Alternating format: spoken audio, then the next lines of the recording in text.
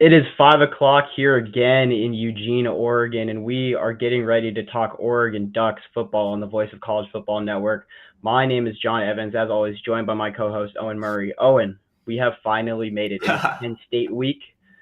It feels like everything has led up to this point so far this season. The Oregon has had some easier games, a bit of a kind of that build-up period to get to this big game. But now the Ducks head on the road to Happy Valley this weekend to face the number 2 Penn State Nittany Lions.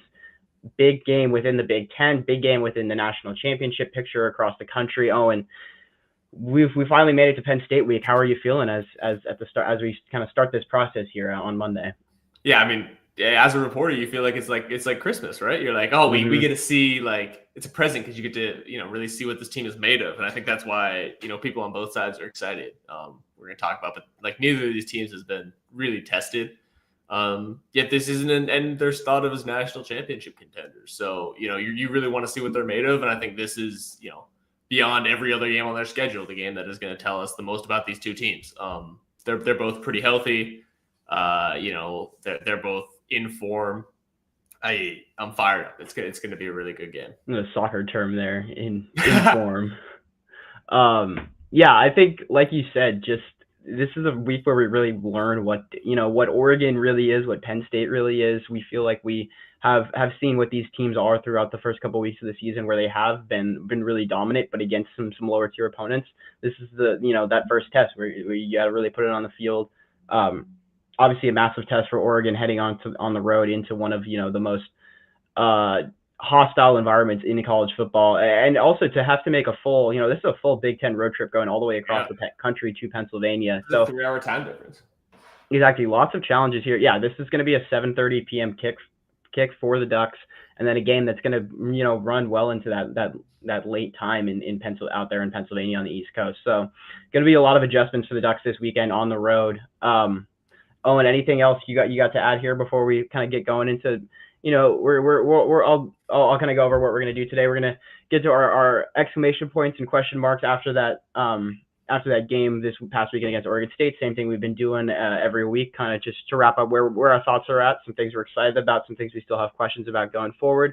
And then we're going to get into a little bit of news from around the program, some injury updates before diving into this full Penn State breakdown, talking about this matchup, who is going to affect things on each side of the ball here for the Ducks, for the Nittany Lions, and then finishing out by talking about what to look forward to after this game for the Ducks, because this has been, throughout the entire season, this has been the point. We've been saying that it's only so good against Oklahoma State and Northwestern and Oregon State, but what does it look like when you get to Penn State? We finally made it to that point. So a lot that we're going to get into today. Owen, anything else you got to add here before we get into it? Yeah, I just want to stress. I feel like with these big games, you feel like there has to be a winner and a loser, and somebody who goes really high in the rankings, and is the new contender, and somebody who falls. And just remember that depending on how this game goes, it's really about how both these teams perform, and that they can both come out of this looking like a real contender and say, hey, this was close. You can feel like that Ohio State game last year, the first one, where you say, hey, like these are both legit contenders. Or, you can run into a game where one of these teams looks really bad, or maybe, they both don't look great. And that's why it's so exciting, because the result of this game is not – you could tell me that Oregon wins this game, and I still wouldn't know that much about what this team is. It's the play on the field that's really going to tell us. All right, so we are going to start off here going over our exclamation points and question marks from last week, from Oregon's 41-7 win over Oregon State. The Ducks got out to a bit of a slow start. Oregon State was able to tie it up at 7-7 pretty early into that one in the first quarter, but then after that, it was all Oregon. Reeled off 5 straight scoring drives, shut down the Beavers the rest of the way. Oh, and I'm going to give you the floor first. What was something that had you excited from this Week 4 game against Oregon State? Yeah, I mean, in the first quarter, I wasn't excited about this rushing defense, but I'm really excited that, it seemed like they made adjustments in game. They didn't really want to talk about what those adjustments were, understandably, in the post game, but the fact that they changed stuff in the middle of the game and said, hey, this isn't working, and it worked. They allowed something like 42 yards in the first quarter, bring up the stat again, and then 25 in the next 3. Yeah. Oregon State is not the kind of rushing attack that the Ducks are going to face in State College, but it's. I'm excited because they made a change, in battle, and it worked. Yeah, I'm just gonna go to my first point as well because for me, it's specifically when you look at the rush defense, it's the interior of the defensive line that really took a step forward in this Oregon State game. I thought they played a lot more consistently. Like Dan Lanning said, they were getting knocked back at the line of scrimmage. Playing with better pad level, getting their hands to these offensive linemen and be able to control where they're going. It was a lot more consistent from a lot of those guys on the interior of that defensive line. And Oregon made a switch to their lineup for the first time this season. They moved Barry Alexander they put him in the starting lineup next to Amari Washington, moved Tion Gray to a more rotational role, and he did really good in that. It was his highest graded game by PFF, but also just when I was watching it on Saturday, when I was watching things back last night, when I was watching the secondary tape, Tion Gray was a guy that kind of stood out to me a lot from that game, even though he was playing he played his fewest snaps this season, but he makes his first tackle of the year. I thought he had some really impactful plays against the run. I thought Amari Washington too played a lot better than he did again in that Northwestern game.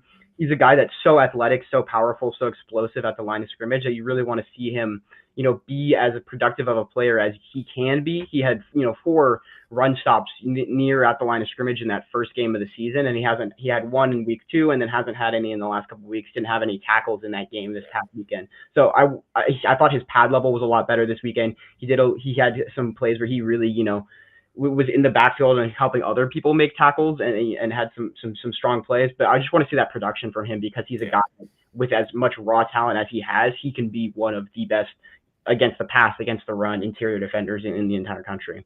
Yeah, and especially because it felt like more of the time Hankerson was a guy who was going to go up the middle in that game. That was really important, and that's where they gashed the Ducks in the first quarter. Both the running backs in that game were able to get runs of 9 or 10 or 11 yards a couple times on that long touchdown drive where they eventually punched it in. So I'm curious. I was interested. I remember talking to Jack when Barry Alexander started. And I was like, oh, that is interesting. And I know, like you said, maybe he didn't pop up that much, but just the fact that he was there shows a little bit of a development in that room because he wasn't a guy who was there at the start of the year, but he's obviously a guy who has a ton of experience in college football. And part of me starts to think, hey, like you love Tion Gray, but is this a move to say, we're going into a really difficult environment. We want a guy who we understand, knows how to play, has played, in an SEC school, in Pac-12 and Big Ten play. Do you think that had any impact on that change? Yeah, I think Bear has just been really good this year in general against the run. He's done a really good job eating some of those double teams, being able to come off of them and make tackles or help make tackles near the line of scrimmage. He was a guy that came into this season with a lot of attention surrounding him due to the fact that he's kind of, he's left programs in the past. He hasn't necessarily lived up to some of the excitement and hype that has surrounded him at some of those previous places, Georgia and USC. But this season, I think taking a bit more of a backseat role where Amari Washington is that guy on the interior of the defensive line that kind of opens things up for everyone else, and then he can work things around that. He's been a really good run defender this season, and you noticed it early on. They were bringing him in for some of these third and short situations to be that guy next to Amari. So I think they just trust him out there a bit more than some of those young guys like Tion Gray and Terrence Green at this point. And I think we're going to continue to see him out there on those early run stopping downs. They get Tion Gray and Terrence Green rotated in for those first and 10s for some of those rundowns. But when it is, third and short, fourth and short crunch time, it's Bear Alexander's in the middle there next to Amari Washington. And he's been able to stop a lot of plays early this season. Yeah. On the other side of the ball, I was really excited by Dante's scrambling performance here. It felt like he was really able to get on the move. Something we saw a lot from guys like Bo and Dylan, because none of these guys, I think we talked about this after the game, are like real rushing threats. Dante said he's like, hey, I'm not the fastest guy. I understand that. But he kind of has that now, where he's able to pick up his head and realize everybody's back is turned, and he's able to go get 10 yards. He's able to go get, I think it was 21 on that one where it felt like he could have gotten 30. 28. Yeah. 28. And Sadiq didn't pick up that block. That was what excited me because it's just a different element to his game. That's something that Penn State will have to account for. And he did a little bit in these past games, so we got worried because he was putting himself in harm's way so much. But it really felt like he scrambled with a purpose in this game. The last times it was just, oh man, the pocket's collapsing, let me go. Yeah, he's not necessarily a rushing threat in the way that some of these other quarterbacks around the country, obviously he's not a Tommy Castellanos at Florida Yeah. State, obviously, where he is a big part of their running game, and they're not really using him. They've ran a couple, QB draws. They ran him on like a counter play earlier this season. They've done a couple of those QB runs, but even less so than what they were doing. Like, I think Bo Nix was the best running threat out of Dan's quarterbacks, but they're even doing more. They did more so with Dylan in terms of the run game than Dante has done early this season. But like you said, just the scrambles, a lot of those yards came off scrambles. He scrambled for a couple of first downs, and just being able to pick up those 4 or 5 yards on a scramble.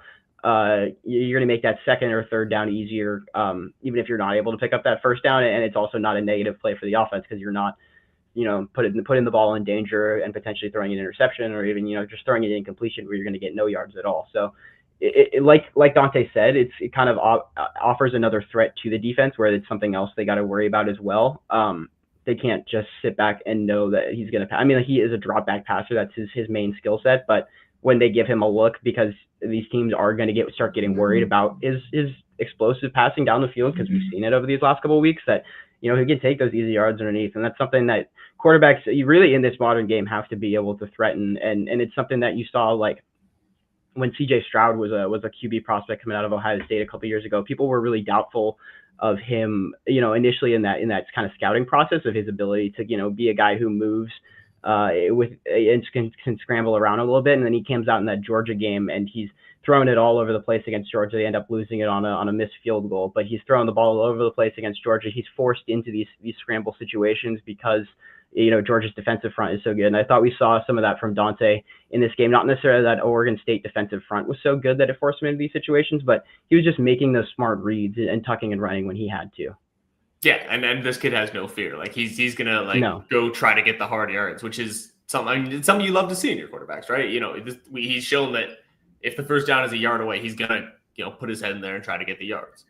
And I think it was important just for him to show, hey, I can't have a game where I have 50 yards on the ground scrambling. And it was more than that because he took a 9-yard sack too. So it was really almost 60 scramble yards for him in that game.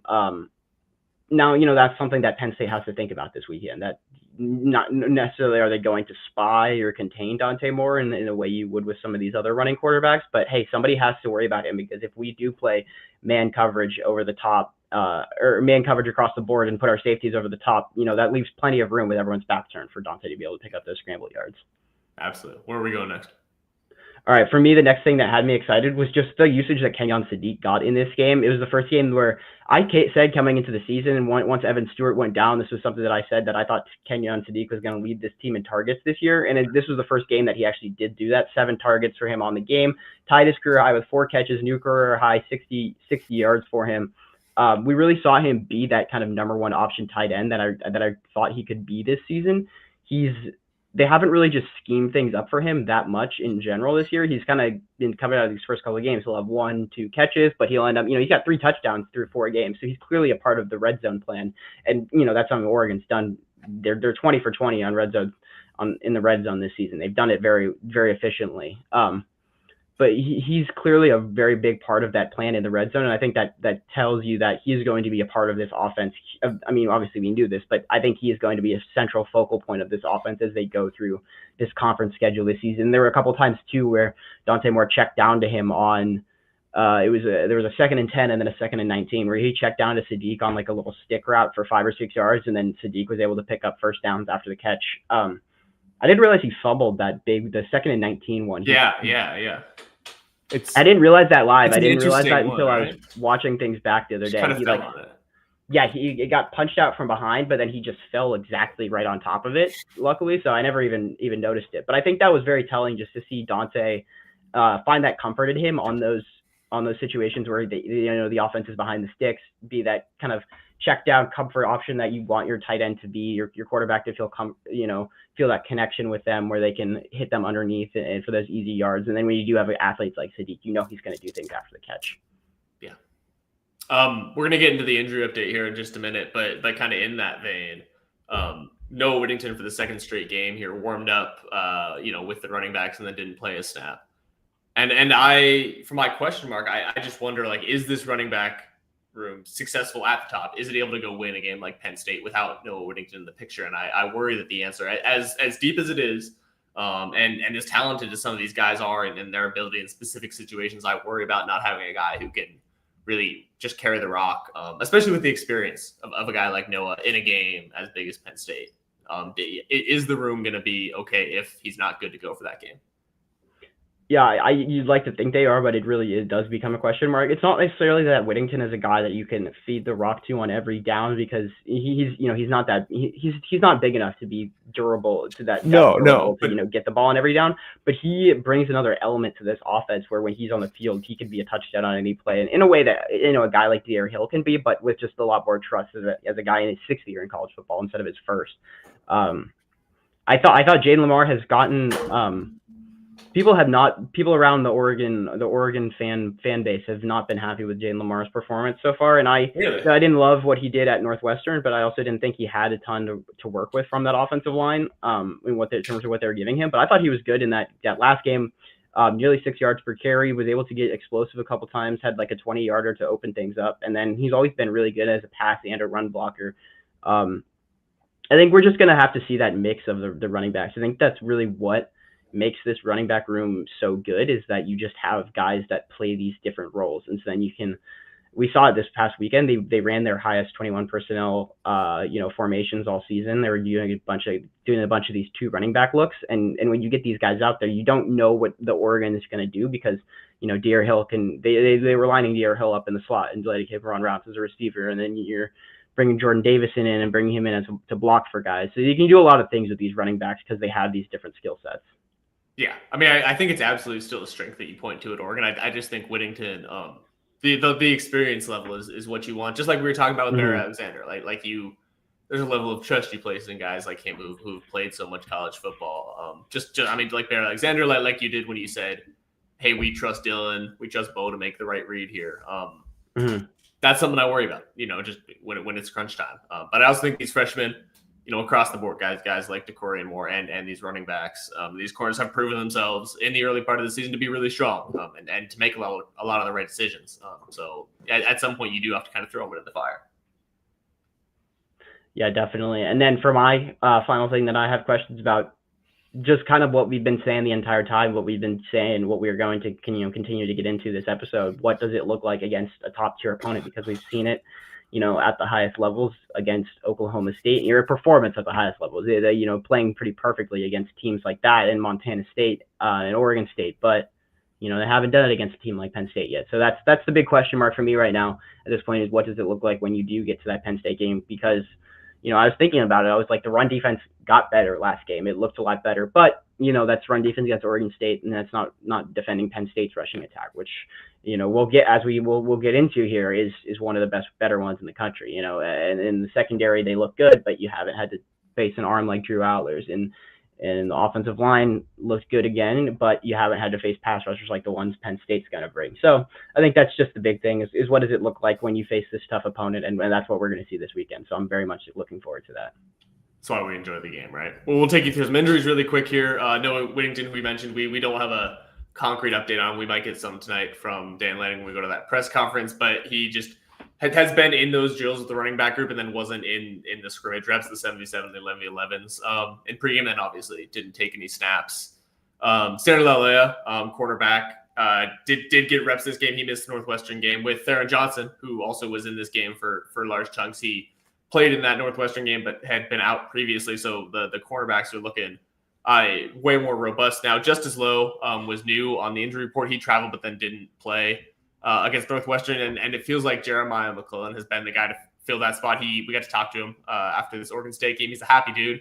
And he's really strong, both now as a downfield threat. He caught his first touchdown for the Ducks, and also as a blocker, which we have talked about a ton. It seems like Austin Novostad's still dealing with that pec injury. Brock Thomas, I think it was a lat or something like that. Injury. Yeah.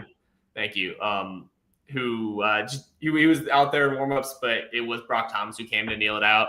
And then we're still waiting to see what Dylan Williams looks like on the field, but he was questionable for this game, upgraded there, and did get a snap in this one.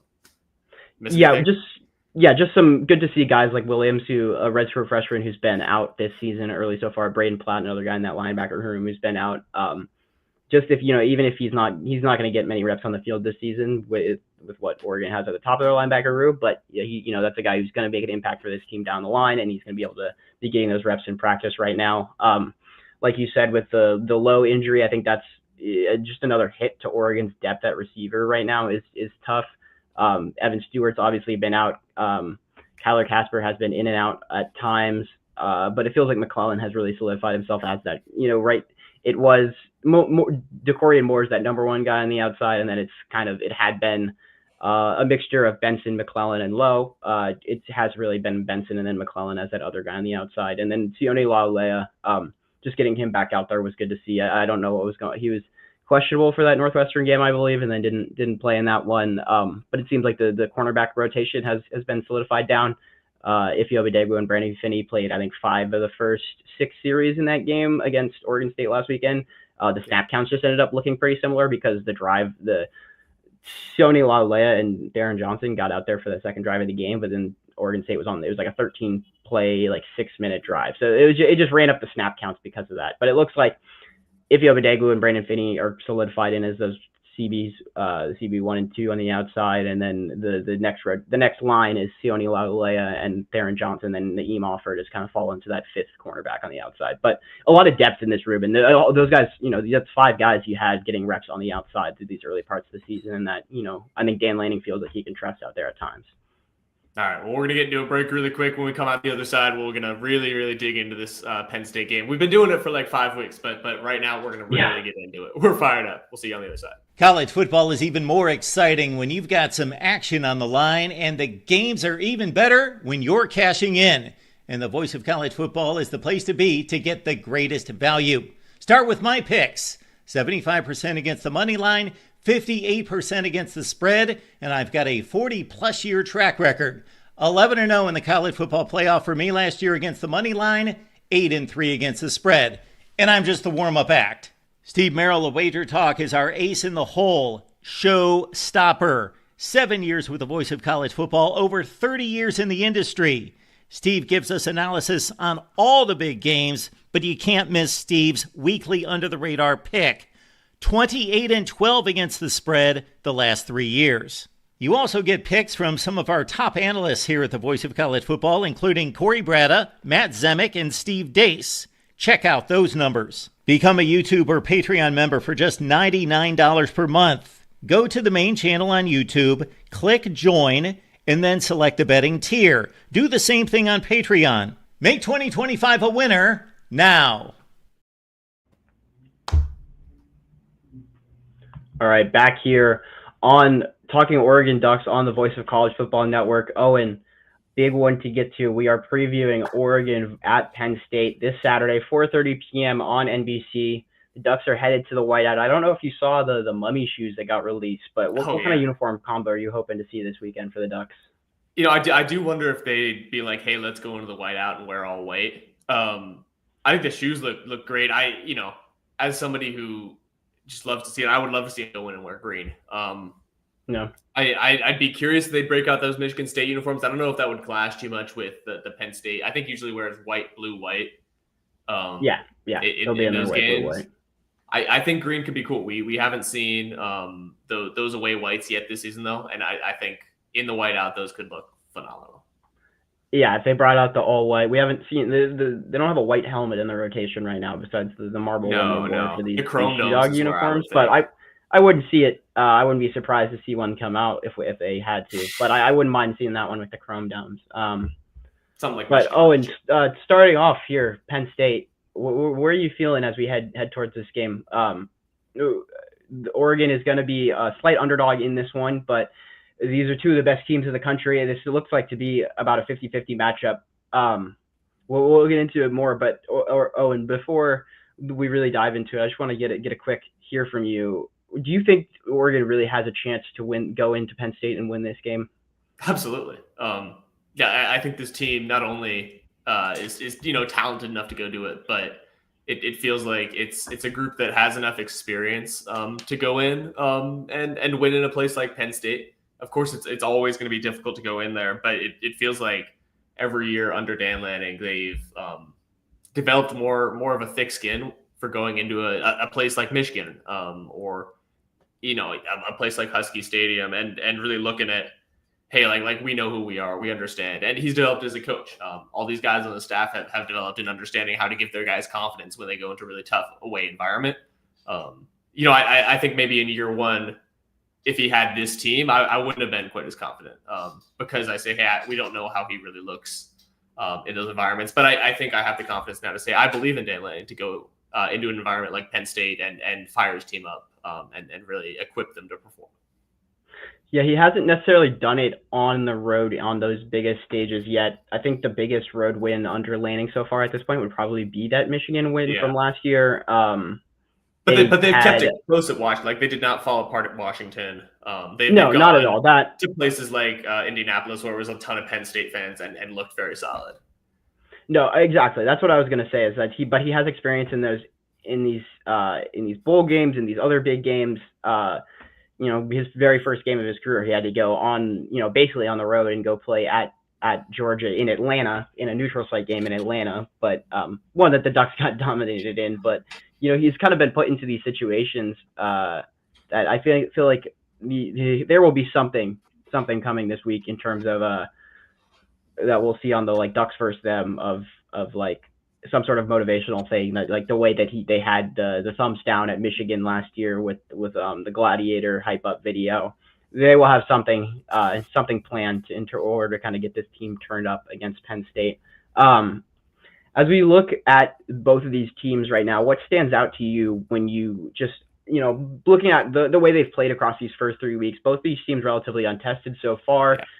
Penn State has played Nevada, FIU, and Villanova, blew out all of those teams, but those three teams all below Oregon's opponents in some of these various rating systems. ESPN actually has Penn State's strength of schedule right now dead last in the country. Oregon is 119th out of those 136 teams, so it's not a huge difference there, but neither of these teams really tested so far at this point. How do you think that plays into this game here this weekend?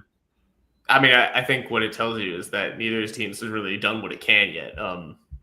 We've done a lot talking about, hey, how much has Will Stein opened up the bag? And it feels like there has been a decent amount of variety in what they've done and how they've used players like Deerhill, what they've done with guys like Malik Benson, and even opening up the sheet to, hey, let's get Luke Moga on the field. Let's have Dante and him both together in that play where they ran the sweep. But really neither of these teams has been tested and had to perform under pressure yet. We've talked and we will talk about, hey, what has Dante Moore looked like under pressure? What has Drew Aller looked like when the rubber hits the road? But the truth is as much as those guys have been in pressure situations, none of them have gone on the road into an environment that's really difficult. None of them have had to go lead a drive to win the game yet. And Dante will have to go on the road in this game, and he will potentially have to lead a drive to win the game. Drew Aller will be at home, but he will have to do the same. That's where I sit, is that we really don't know anything about how these teams will perform when the world's against them, and that's why this is so exciting.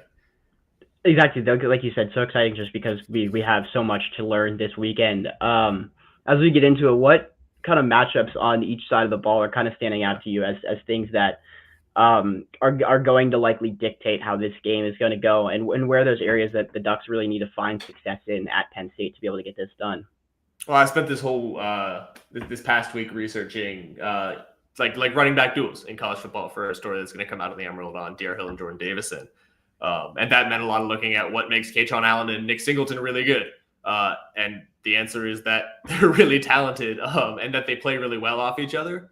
I was talking to somebody earlier today. I was just like, the thing that's going to make this game tough for the Ducks is the fact that so much of their rushing defense is based on the fact that they can wear guys down, that Amari Washington can hit you again.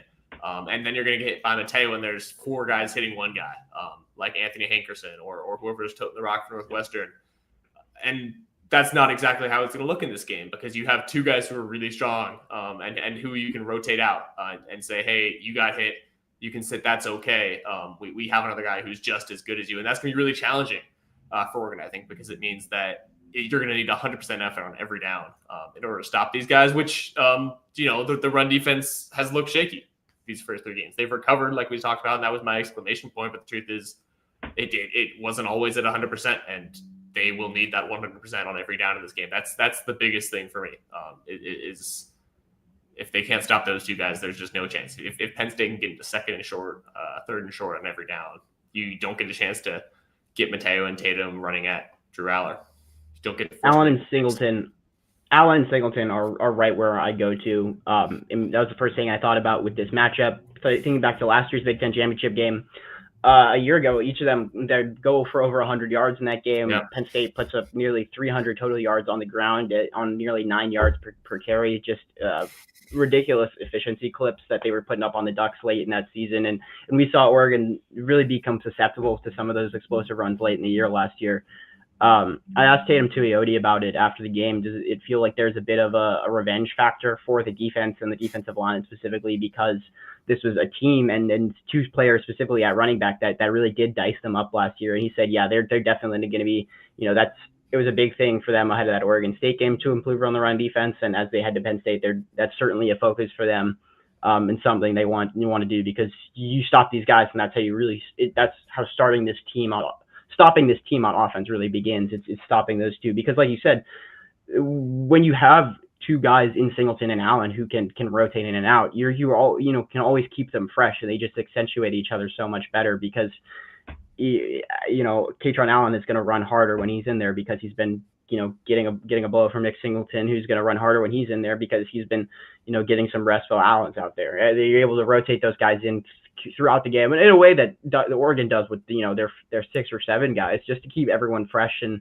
the more you can do that, the better you're going to be. But that's exactly the first thing I'm thinking about with this game, because Oregon's run defense did improve against Oregon State. It looked a lot better at the line of scrimmage. It looked a lot better at the second level with your safeties and your linebackers. Right, we talked about Bryce Betcher's game that he had on Saturday. But Oregon State is a team that has not run the ball successfully this season. Their game script really got out of hand in that second half. It was like 5 or 6 3 and outs in a row for them, where they couldn't get anything going on those early downs, and then Malik Murphy had to drop back and try to pass against this Oregon pass rush, against this Oregon secondary, and that didn't go well for him on those second and third and longs. But Oregon State, their first 3 games of the season, they're 2.6 yards per carry, and then against Oregon, they're 2.6 yards per carry. This is a team that ran for 8 total yards against Texas Tech on less than half a yard per carry. So you feel like you did a lot better against Oregon State, but Oregon State is a team that has really, really struggled to run the ball, and really struggled to run the ball on early downs this year, which has gotten their offense in situations that have been a bit precarious for them. But you feel like there was an improvement, but it's not going to be that against Oregon State, because this Penn State offensive line, these Penn State running backs, these Penn State tight ends, blocking, everything is going to be just another level than what you faced so far this season. Yeah, and that's where I start going at and thinking, hey, maybe Amari Washington does decide this game, because it depends on whether he can eat a double team. Because he can do it against Oregon State, but can he do it against this Penn State offensive line? Or is it going to be enough? Can they have one of their guys handle him and then have a guy free to go deal with Mateo if he starts going off, or go deal with a guy like Bear or Tina Gray? And that's, I think, where I landed on this, because it was the middle where the Ducks got gashed a couple times in this game. And you have guys on the outside who feel like they can fly around and make tackles, but if they can keep going up the middle and you still have to account for the outside, that's where it starts worrying me. I think Amari Washington, especially early in this one, if they're able to establish that ability to go up the middle, it worries me that it could get out of hand for the Ducks. Yeah, I think Amari Washington's going to need to have some of the explosive game-changing plays that he can make, where he's just so much faster than these guards. He can cross their face and slide into the backfield, and at least disrupt somebody and make them make a cut into another person for a tackle for loss. I think it's going to be a big game for him. Like you said, Bear Alexander, Tion Gray, Terrence Green, all these guys on the inside, they are going to have to. I don't want to get into that ESPN step-up culture of sports talk, but these are guys that do have to step up for the Ducks to succeed in this game and kind of raise their games to that next level, and what we think they can do, because you have some really big bodies on the inside there. And then let Tatum Tuioti, who has been, he's got tagged 5 tackles for loss already this season, let him be able to rally to the football, let Mateo Youngalola scrape down the line and impact plays, let Bryce Betcher, he said when he was asked about what made him able to do, have the game he did against the run on Saturday. He said it was because the defensive line is giving him those opportunities and opening up those holes for him to attack downhill. So it starts with the defense up front, but it's going to take a game from all of those guys to get to where they want to against Penn State and shut down this rushing attack. Yeah, and I mean, kind of if we're still talking about the defensive line, I wonder, once you stop that rush, it makes you wonder how many times Mateo really does get to run at the tackle. How many times does Tatum really get to say, hey, let me go to work on this guy, because Drew Aller's in third and long and he has to take 3 seconds to throw the ball. And Drew Aller is a guy who's made mistakes. He made them in the Big Ten championship game against the Ducks last year. He threw the game-sealing interception when he's trying to make a play. He's a guy who will go try to play hero ball and will not be perfect when he does it. But the Ducks have to put him in those situations. How many chances do you really think they do get to go make those plays? I think they'll get a few for sure, but you got to be able to stop that run on first down and be able to get into those situations. Penn State has gotten better each game at shortening their average distance to go on those third downs, but Aller hasn't necessarily done a really great job passing the ball on third downs. He's thrown the ball, 18 times 18 times on third down. He's completed half of those passes and only picked up a first down 4 of those times. So it's been a bit of a struggle when he has been behind the sticks. Penn State's O-line is good. They bring, guys like Nolan Rucci, Drew Shelton, they played last year. And now I can't remember it. One of them earned playing time last year. One of them started last year. Okay. Now that I'm thinking about it, I can't remember which one. But these are guys who have, allowed pressures this season. 9 combined from them. Aller's been under a bit of pressure this season. He's a guy who does take these sacks at times, and that pressure can affect him. We've seen his completion rate drop, and especially when he's been blitzed this year, it's dropped under 60%. He's just, not really able to find that accuracy when he's under pressure, sailing throws at times, underthrowing receivers at times, because he just can feel rushed in his mechanics. Because he is such a big guy, he's a big guy with a big arm, but when you speed up those mechanics, it can really lead to the accuracy can get very it can vary greatly at that point. Yeah. And yeah, I mean, like we said, he's a guy who can make mistakes, and he came back to college to kind of refine that. This is a game for Drew Aller where he's really trying to prove that those mistakes are something that he's put in his past, and that he's able to be the guy under pressure. And I'm going to skip a little bit here, but we can talk about what Drew Aller and Dante Moore are going to look like in these pressure situations. This is going to be some of the biggest football. This is going to be the biggest football Dante Moore's ever played. It's going to be some of the biggest football Drew Aller, who did make the run in the college football playoff last year, has ever played. But this is a game that's going to define his season. If they drop this one, suddenly all their chips are in the Ohio State basket, and you have to beat Ohio State, and that's not something James Franklin and Drew Aller have really succeeded at either. We've talked about how strong Dante has been in these pseudo pressure situations. End of half, Ducks are 4-4 in those situations at the end of a half, but we really haven't seen Dante get under pressure. We haven't seen him go in these situations where Drew Aller has made mistakes yet.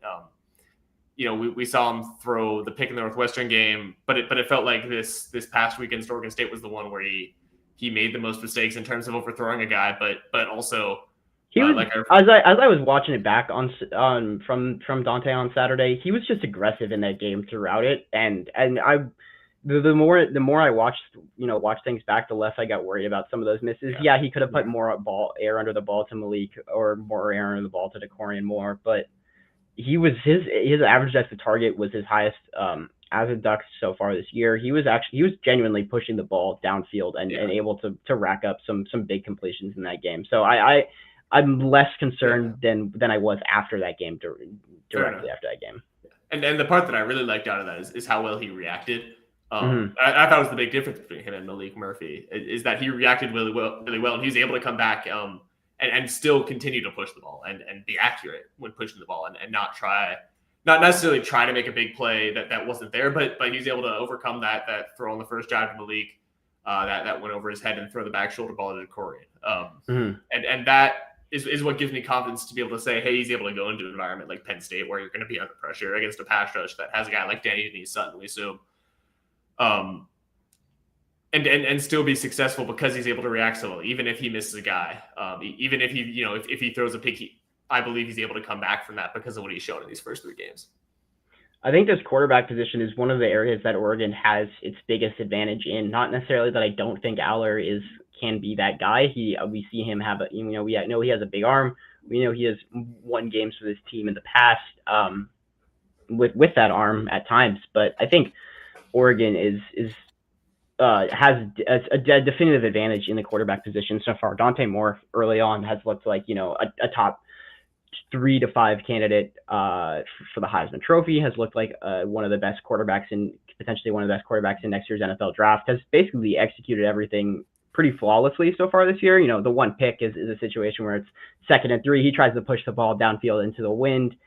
Probably shouldn't have tried to do that, but it's not that linebacker probably doesn't have a chance to get to that ball from Northwestern if they're not throwing into the wind. But I think the way Moore has been playing, really all season, but especially since opening things up in that Oklahoma State game, he is trusted like Bo Nix was, even more so than Dylan Gabriel by Will Stein, and you can see that with some of the stuff they ask him to do in this offense. He has a lot of checks with the line of scrimmage.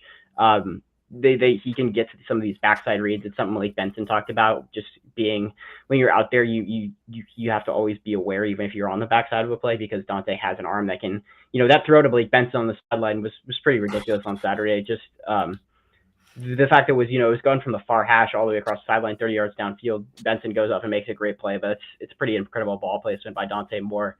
Aller's been solid so far this year, throwing around 200 yards a game, 4 touchdowns and a pick for him on the year. But it's about a 56% completion percentage over the last 2 weeks. The yards per attempt is down around 6.5. Both of those numbers well below where you'd expect, and that's that was the game against FIU and a game against Villanova. These are not top tier pass defenses that Drew Aller is playing. Like you said, we saw last year in that Big Ten championship, some mistakes by him really be difference-making plays in that game. He threw a pick from Penn State, was backed up on their own goal line. He throws a pick early in that game. Oregon to Dante Manning, who brings it back to the 1 yard line. Oregon punched it in one play later to go up 28 to 10, and kind of really feel like they were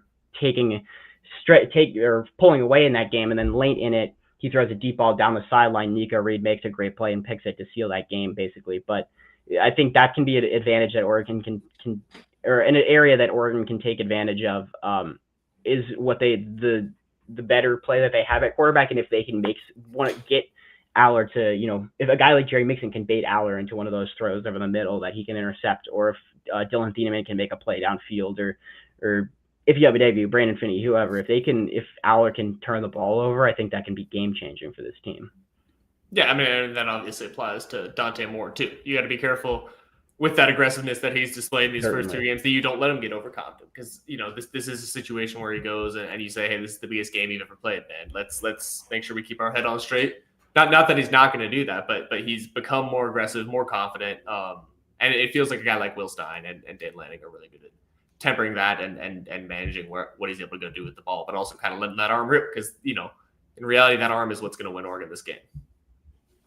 Yeah, I think Dante is going to have to make some plays, like we saw him against Northwestern, where he's backed up 3rd and 8, 3rd and 10, and you got to drop back and be able to make some of those passes. I think a lot of this game could come down to which quarterback executes in those scenarios, and I think the Ducks have an advantage there. But at the same time, you got to protect Dante. Saw more pressures in that Oregon State game that he'd seen throughout the rest. I think more than any other individual game, not throughout the rest of the season combined, but. Alex Harkey gave up his first sack of the season. The tackles were solid, but you got a lot of high-level edge rushers at Penn State. Obviously, we know about Dennis Sutton. He was out of practice after sustaining an injury late in that Villanova game. But if he comes back, he's a guy that has kind of been pegged as that next Abdul Carter, Micah Parsons, whoever coming off the edge for Penn State. And then 2 other guys, Chaz Coleman and Zariah Fisher.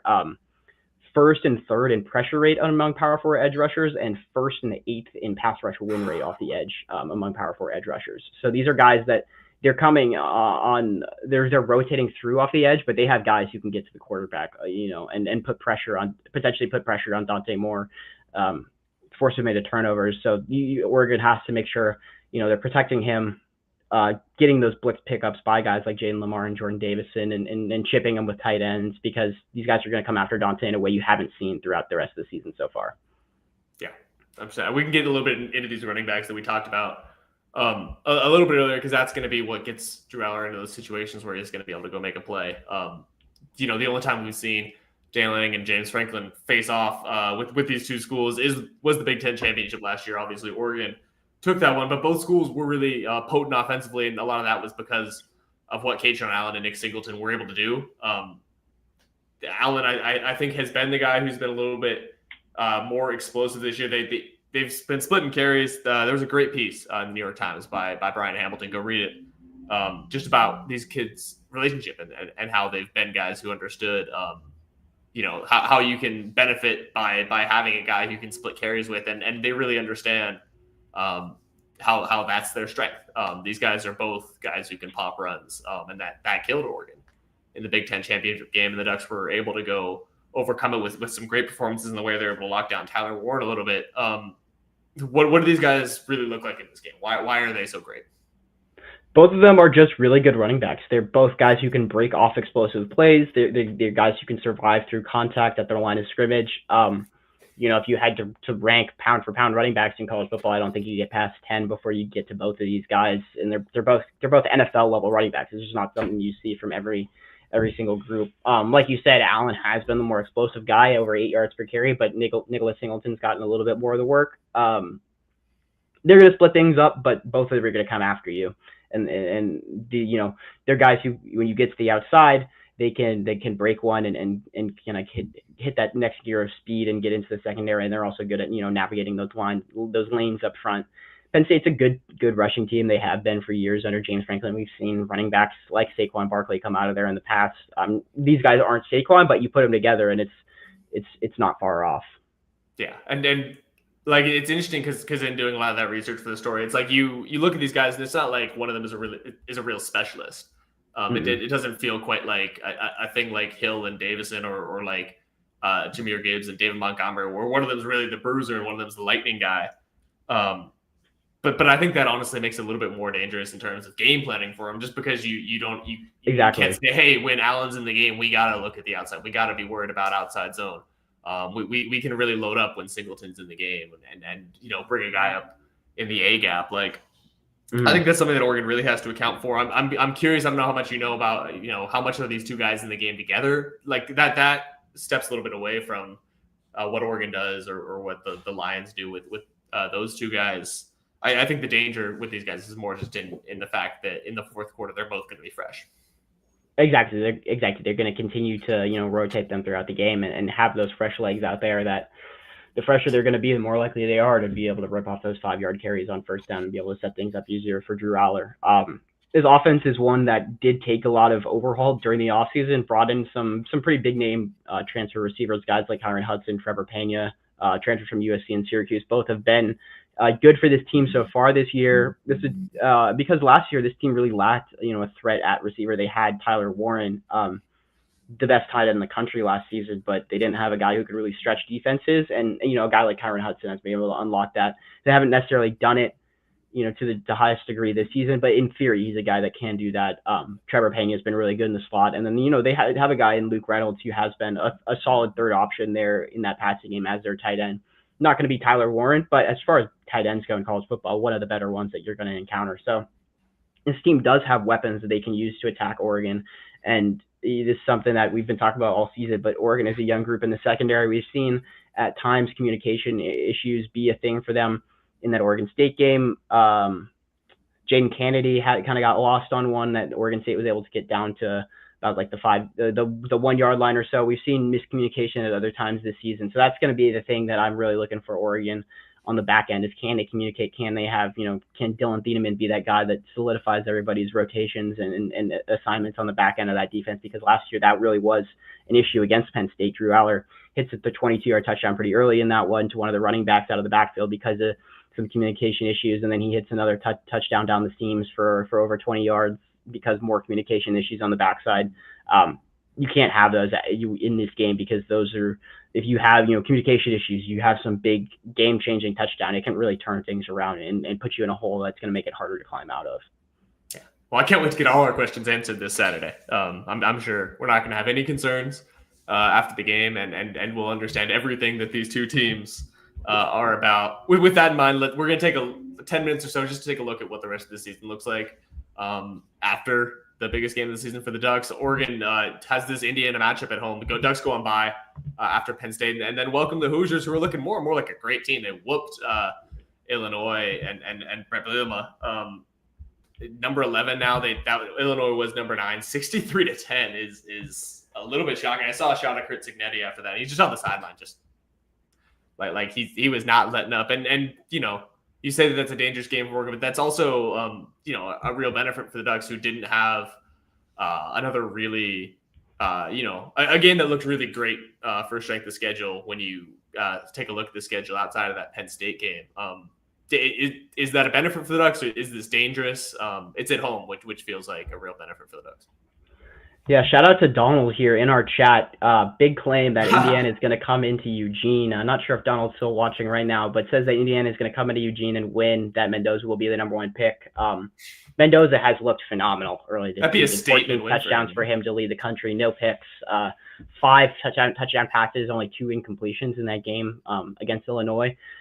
I worry that Illinois might have been fraudulent. This might have been a fraud check game, as we would say, or a bit of a fraud check, as we would say as an MMA fan. But Indiana looked like just miles better than this Illinois team. We'll have to see what Illinois, their best win is over Duke at this point. We'll have to see where that team shakes out. But they did not look like the top 10 team in the country that they were ranked before that. Indiana, they went to Indiana and just could not get anything going on offense, and could not stop Indiana's defense at all. And like we saw in the comments, Fernando Mendoza has been very good. And this is a guy that I was saying before the season was one of the, more underrated quarterbacks around the Big Ten, because you looked at these teams and it was, Drew Aller is that solidified guy, because this is like Penn State's that solidified team because we know Drew Aller is the starter. We know he was the starter last year. Ohio State was bringing a new starter on in Julian Sain. Oregon was bringing on a new guy in Dante Moore. Washington with Damon Williams, even as good as we know he can be. And at Indiana, we knew Fernando Mendoza was new there, but he was good for Cal and had been good for Cal before he hit the transfer portal and headed to Indiana. So he's a guy that has those traits that you can see being an NFL quarterback, and I would not be surprised, especially with the way he's played so far this season, if he ends up being one of those top guys off the board next April. But at this point, I'm not necessarily worried about that game. But I certainly started to think about it a lot more. It's not, and I would say I'm worried about it because I think Oregon really needs to lock in for it. You know what I mean? But it's not like that one that I'm expecting Oregon to lose. You still have to come into Eugene and win something that Ohio State with the best roster in the country last year couldn't do. Absolutely. And you talked a little bit about the Buckeyes and the Huskies there, and that's one of the other big games on this jam-packed Saturday that we're going to get to watch in college football. Buckeyes go to Seattle, which is one of the hardest places to play in the country. Ducks know that. We know that. And that's going to, say a lot about these two teams. It's the first chance to really learn about those two. UW looked, a little bit lackluster at halftime in that Apple Cup game. Washington State hung with them for a little bit, but then just really stepped on the gas in East Wayne, and it ends up being a 59-24 win. And their skill positions are some of the best in the country. You look at that Williams, Coleman, Boston trio and say, hey, this is somebody who can really challenge an Ohio State team that, has a great defense, but has looked shaky elsewhere. I'm really curious, number one, to see how that Washington defense holds up, how these skill position guys do. And I think it's going to tell us how tough that game at the end of the season is going to be. That will be, of course, a real test for the Ducks, but just what level that's going to rise to. Yeah, my good friend Beck Parsons, who just started writing for the Husky Hall on Fansided, he wrote about just the level of dominance that we've seen so far this season from Damon Williams, Jonah Coleman, Denzel Boston. It's not common for quarterback, running back, receiver to be able to put up the numbers that those guys have early this year. They have been a slow starter at times this year, but they're slow starting in that Colorado State game. Now that I'm thinking about it, I can't remember who they played in week 2, but they really put it on them in the second half. Fresno State, yes. No, Fresno State played Oregon State in week 2. Okay, we'll get back to it. We'll figure out who Washington played in week 2. I did watch that game, and they came on in the second half in that game, and they really came on in the second half against Washington State this past weekend. UC Davis. Yeah, UC Davis, yeah. It's a team that does look very talented right now. It looks like it could be a top 25 team. This is their chance to show it. If you can look, be competitive against a team in Ohio State that, the consensus #1 team in the country right now, almost at this point. That could be a thing that gets you into the top 25, even if you lose this game. If you can hang with them and kind of be in this one into the fourth quarter, even just into the second half, and keep this to 2 scores to 14 points or so. I think Washington looks like they could be a threat within the Big Ten. Just they could catch teams off guard.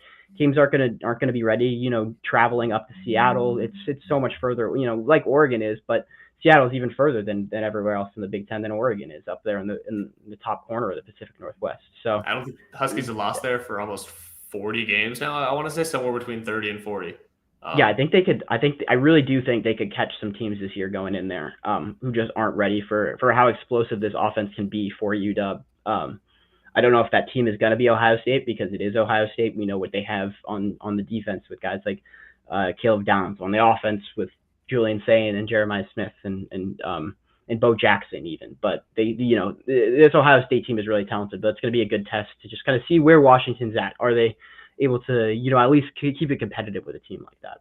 Of course. And we're talking about, hey, Ohio State is probably the #1 team. What has to happen for the winner of this? Because it feels like if Ohio State was to trip up, because the Buckeyes do have to be unseated from that #1 spot, that it would be one of Oregon or Penn State, the winner of that game, who would take that spot. There is one guy I know who's voting Oregon #1. He's done it for a couple weeks. How bad would Ohio State have to look for the winner of this Oregon Penn State game to go #1? I think they'd either have to lose or really be barely scrape out a win against Washington and kind of look bad in that game. If this is a game where Ohio State looks good and Washington kind of matches their level, like you said, they have to be unseated from that #1 spot. Defending national champs, undefeated this year, beat Texas to open the season. It's going to take a lot to get them out of that spot this year. It's like last year when Oregon beat Ohio State as the 3 versus the 2. They didn't go to #1 because Texas was still undefeated at that point. That's just kind of how it goes, and especially with a team in Ohio State who has done, coming off their resume from last year, what it's been so far early this season, it is going to take either a loss or just a dud of a performance from them for them to get jumped in the rankings. Yeah, but also, when we start looking at this, it really doesn't matter who's #1 at this point. It's going to be the team that wins the best conference, which is looking like the Big Ten. At the end of the year, and we understand that. But you do get a benefit from being #1. You get that confidence in your program. Just to wrap it up here, we're going to take a little look around college football. Just what are you seeing this year? Where is this year stacking up? How strong is this going to be at the end of the year? I feel like we were at the start of the season talking about, hey, some of these teams aren't looking quite as strong. Hey, Texas, really doesn't look that great with Arch Manning. A lot of these guys who were really hyped quarterbacks, Lamar Sellers, even Julian Sayin to a point, weren't looking like the guys who we felt could go lead a national championship game. We're 4 weeks in now. Where are we standing here? What does this season look like? I just think continue to see kind of the flattening out of the top of college football, where these top teams, these Georgias and Alabamas, aren't able to hoard these recruits in a way they were before the transfer portal and the NIL era. Not saying that these teams like Ohio State and Penn State and Oregon and Georgia and Alabama and whoever aren't good, but it's just a little more, it's more evenly distributed. So you get a little more parity, a little more competition. It's been exciting to see. I think you got, 5 or 6 teams at this point who do look like they're in that national championship conversation, which I think is good too. Going to make it interesting as we head here down the stretch, but interesting to call the Big Ten the best conference in the country. I think the Big Ten is solid. The depth of the SEC will always trounce that for me. The in and out of what you have to do every week in that league. There's not a lot of Purdue's, Purdue weeks and UCLA weeks that you get in the SEC. But yeah, this is going to be a fun year of college football. You got a lot of, it just feels very wide open in a way that last year did too. But that, that makes things more exciting when you don't have, Alabama's the best team. They're going to be #1 all year. That they're going to win the national championship. Yeah. Well, we are fired up for this Penn State game, like we talked about. We will be live after that game. We're trying to poke around and see when the best time to go live after that is. I'll be over there in State College and trying to find my way back to UT for Monday classes. I hope so. We'll be live at some point, breaking down that one because we'll have a ton to talk about. But definitely, we'll find some time to talk about that one, and then we'll be live the next Monday. on the 29th, 5 p.m., like we are regularly talking about what's going to be a bye week for the Ducks. Very valuable here, especially after a game that's going to beat you up. But I just can't say how excited I am. Just as a reporter, as a guy who loves college football, it's a big week. In-state college, Ducks to be on College game day.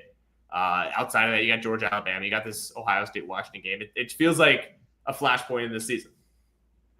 Yeah, this is where the takeaways really come. Is where you get to learn a lot about this team. Every level of the offense and the defense.